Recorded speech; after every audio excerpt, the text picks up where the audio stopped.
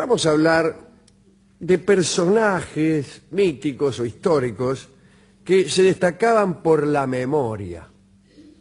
Por la memoria. En una época en donde determinados inventos tienden a sustituir a la memoria. Los archivos digitales, las computadoras, las bibliotecas, si te quiere. Bueno, permiten, toda esta clase de ingenios permiten anotar, y uno ya no necesita ejercitarse. Pero no ocurría tal cosa en la antigüedad, y entonces hablaremos hoy de personajes que tenían una memoria extraordinaria. Entre los griegos estaban los aedos, que eran algo así como los poetas cantores, que realizaban ejercicios mnemotécnicos que consistían en recitar largas listas de nombres de los jefes o de los dioses o de los navíos. Estas listas de nombres inconexos, este procedimiento de repetir palabras sin conexión aparente, servía según ellos para expandir la memoria, y luego, una vez expandida, podían recordar con más facilidad el canto poético, que ya por tener sentido fluía con mayor comodidad de la memoria. Y todavía sigue usándose este método. De todos modos, aún para recordar nombres, el memorista trata de darles un sentido. Hay un ejercicio que es clásico, que consiste en recordar un número determinado de nombres que usted escucha una vez. Le recitan pausadamente una lista de palabras, ponle 30 palabras, 40, 50, según la habilidad del tipo, y el tipo después las repite. Pero el recurso mnemotécnico es tratar de darle sentido a esas palabras, encontrar una conexión, encontrar incluso una representación de cada palabra y conectarla. De ese modo usted las puede repetir mejor que recordándolas solamente en seco por el sonido. Eso es muy difícil. Claro. Acá hacemos vuelta a vuelta ese cuento de los números de teléfono, Sí. que también tiene sus secretos. Tiene su dibujo interno. Su dibujo interno, por ejemplo. Bueno, esto hacían los aedos para no olvidarse la letra del tango El Aguacero. Entre algunos poetas antiguos se cita la extraordinaria memoria de Simónides de Ceos, que vivió en el siglo V a.C., escribió odas, elegías, epitafios, epigramas, era el cantor de las glorias de Maratón, y también de son batallas, ¿no? Maratón, Salamina, las Termópilas. Simónides era amigo de Anacreonte y Esquilo, y su rival era Píndaro, aquel cantor, ¿no? Aquel poeta. Cuando decimos cantor en la antigüedad clásica, decimos también poeta. Era su rival porque los poetas en la Grecia se sometían a competencias constantes. En realidad, en Grecia había lo que se llama el espíritu agonal, el agón, la lucha. Pero no una lucha hija del odio en este caso, sino justamente el espíritu agonal consistía en la competencia sin odio. Y de ahí nace este espíritu olímpico, las competencias deportivas, es un anacronismo llamarlas así, pero las competencias de fuerza, de carrera, de pugilato, etc. Pero también había los juegos florales, donde competían poetas a ver quién escribía el mejor verso, a ver quién cantaba más lindo. Y bueno, las tragedias y aún las comedias tenían cada año un concurso gigantesco en Atenas, donde se anotaban los autores, y ahí estaban los muchachos, ¿no? Esquilo, Sófocles, Eurípides, que a veces no ganaban. Bueno, y una de las obligaciones del ciudadano de Atenas, cuando digo ciudadano no me estoy refiriendo al total de la población, sino a los poquísimos que eran ciudadanos. Por suerte ahora ya no ocurre tal cosa. Todos los ciudadanos de Atenas estaban obligados a participar, no escribiendo, pero a pertenecer a un coro. Obligaciones del ciudadano ateniense. Primero, pertenecer a un coro. Eso es extraordinario. Extraordinario. Usted todos los viernes coros. Tiene que ir, sí. Y empiezan todos, qué sé yo, "Viva Jujuy", esas cosas que cantan los coros, ¿no? Bueno, pero nos estamos yendo del tema de la memoria, porque estamos hablando de Simónides. Y Simónides fue el que más premios se sacó en los concursos de poesía, y entonces Píndaro, que quedaba rabiosamente segundo, le tenía envidia y bronca. Simónides era siempre consultado porque tenía muy buena memoria y un gran poder de cita. Cuando no se podía identificar a qué parte de una obra se refería a alguien, Simónides empezaba el recitado completo de la obra a la espera de ser detenido en el momento de la cita buscada. ¿No parece un buen sistema? Por ejemplo, usted es Simónides, y yo le digo, debe trabajar el hombre para ganarse su pan, pues la miseria en su afán. ¿A qué parte pertenece el Martín Fierro? Un momento, le decía Simónides, y empezaba. Aquí me pongo a cantar el compás de la vihuela. Estaba 3 horas y media hasta que empezaba con... ¡Ahí está! Bueno, un pesado Simónides. Nadie le preguntaba nada por temor a que rompiera de recitar y no terminara nunca. Cuenta Cicerón es un romano ya, ¿no? Muy posterior, que Simónides tenía también grandes aptitudes para recordar la ubicación de los asistentes en cualquier foro. Por ejemplo, el tipo venía acá, se quedaba 5 minutos, salía a la puerta y ¿cómo era la ubicación? Y se estaban una chica de pullover naranja, un señor, otro señor, uno de verde, uno de camisa cuadro y así, ya lo sabía todo. Tenía esa habilidad. Y dice que una vez resulta que estuvo en un lugar, en un banquete multitudinario, pero se retiró prematuramente. Por suerte para él, el techo se desmoronó. Digo, por suerte para él porque ya se había ido. Se desmoronó y aplastó a todos los que estaban adentro del banquete. Y Simónides fue convocado para recordar el lugar que cada uno ocupaba y de ese modo pudo reconocerse a los finados. Claro, de a uno, mire usted. Claro. Reconocían un finado, con uno que reconocieran, ya los reconocían todos, porque Simónides se acordaba cómo estaban sentados. Es una habilidad. Sí, por fin le sirvió para algo en ese caso. Sí, claro. No parece servir para mucho, pero ahí tiene un caso en el que sirve, ¿no? Según Platón, Hipias de Élide, con oír solo una vez 50 nombres, los recordaba. Séneca fue capaz de repetir 2000 palabras en el mismo orden en que acababan de serle pronunciadas. Era una marca, un récord en ese sentido de marca, que aumentó hasta el punto de llegar a 2000, pero fue aumentándola a lo largo de su vida. Empezó cuando era chico con 2. Claro, de a Una poquito. lista de 2 nombres. Por ejemplo, mesa, pared. Mesa, pared. Y así hasta 2000. Muchas tradiciones apelaban a esos ejercicios de memoria porque la escritura podía ser peligrosa. Los druidas, por ejemplo, la prohibieron.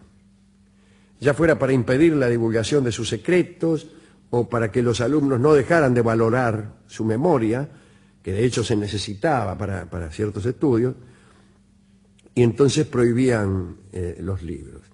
Hemos dicho alguna vez que los sacerdotes druidas eran reclutados entre los jóvenes que alcanzaban el más alto rango e incluso entre aquellos que presentaban señales de favor divino.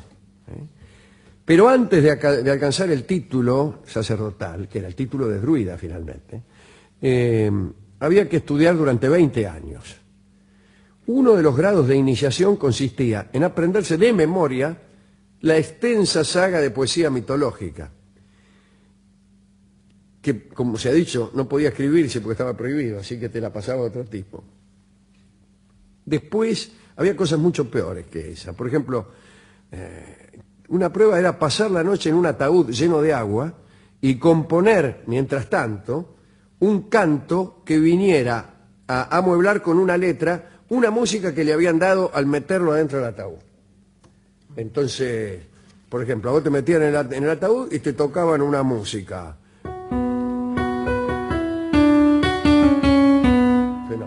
Y seguías, ¿no? Después, entonces, toda la noche vos le tenías que poner letra a esa música. Mientras, lo difícil era estar, mientras tanto, adentro de un ataúd lleno de agua.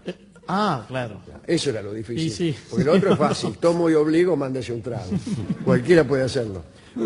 pero permanecer toda la noche en un ataúd es más difícil. Algunas otras pruebas.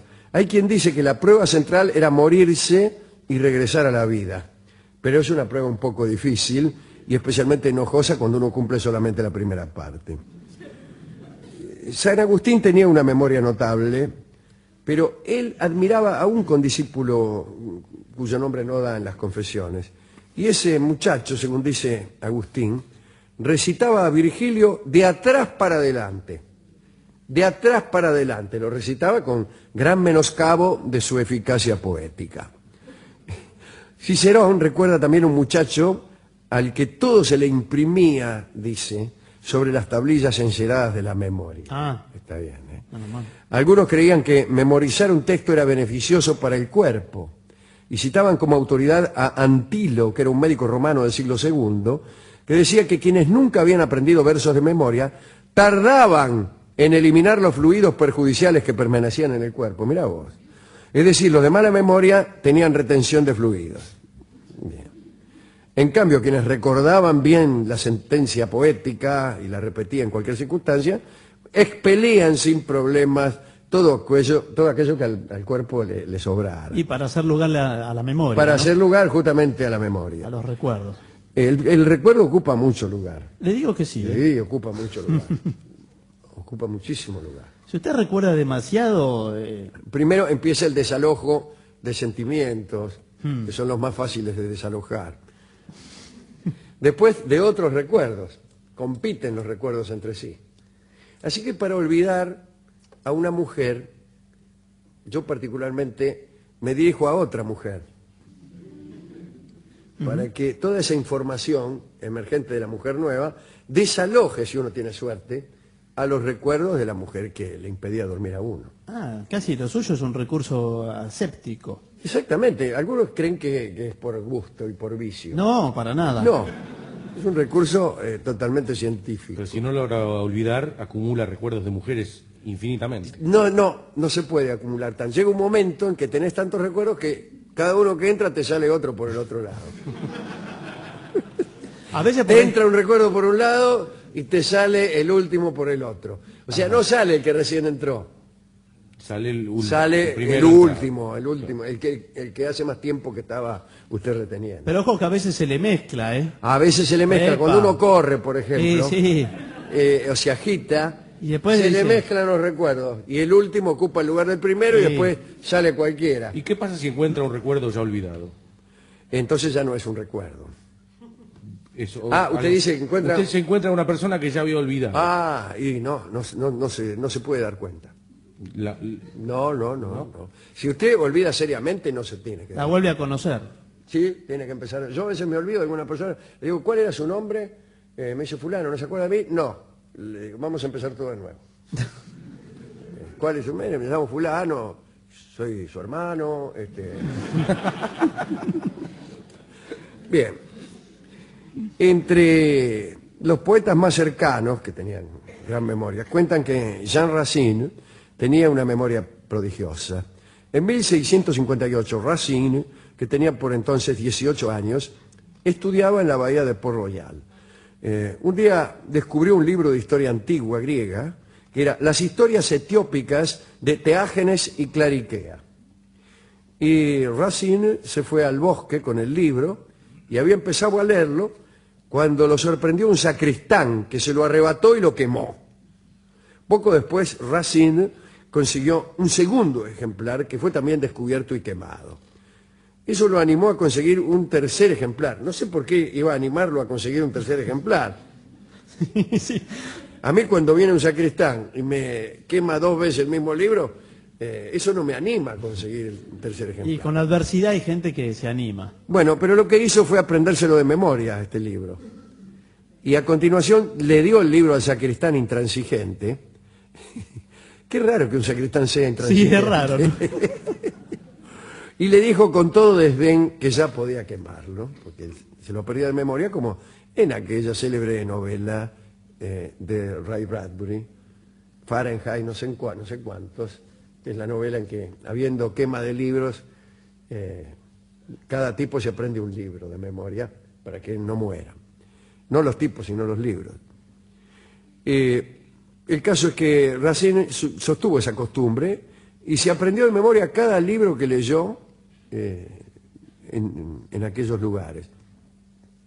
Y del mismo modo que Simónides de Ceos, citado hace un rato, Racine era consultado por su literalidad para el verso. Citemos a Petrarca, que puso estas palabras en boca de San Agustín. Quiero decir, utilizó a San Agustín como personaje, inventó un diálogo imaginario. Y la frase es: siempre que leas un libro y te topes con una frase que te deleite, puedes aprenderla de memoria, de manera que cuando se presente un motivo grave de aflicción, tengas el remedio preparado como si lo llevaras escrito en la mente. No me gustó nada. Casos contrarios, por ejemplo, el caso de la memoria comentado por Swift,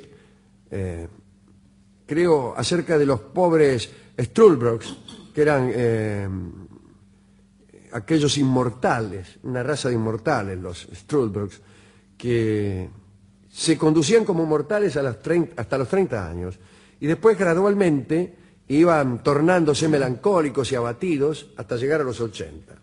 Cuando llegaban a esa edad, no solo tenían todas las flaquezas de la vejez, sino muchas más nacidas de la perspectiva de no morir nunca. Y entonces los Struldbrugs no podían leer, ya que la memoria no les permitía ir desde el principio hasta el final de una frase. A cada paso olvidaban la palabra precedente. Esto lo escribía muy bien Swift, con mucha gracia. ¿Se acuerda aquella isla voladora? Había una isla suspendida en el aire. ¿Hay muchos niños? Porque sí, la isla se llamaba La Pucha. No La Pucha. Se entiende. Así se llamaba la isla, qué extraordinario, ¿no? En inglés a la gente le suena una cosa vagamente hispanizante. Aquí no. Suena tal como Swift pretendía hacerla sonar. Bueno, y después el memorioso Funes de Borges, que está muy cercano a nuestros días, ¿no? Que recordaba todo, pero ese recuerdo minucioso lo invalidaba para cualquier otra actividad, ¿no? Era una especie de inválido. Claro.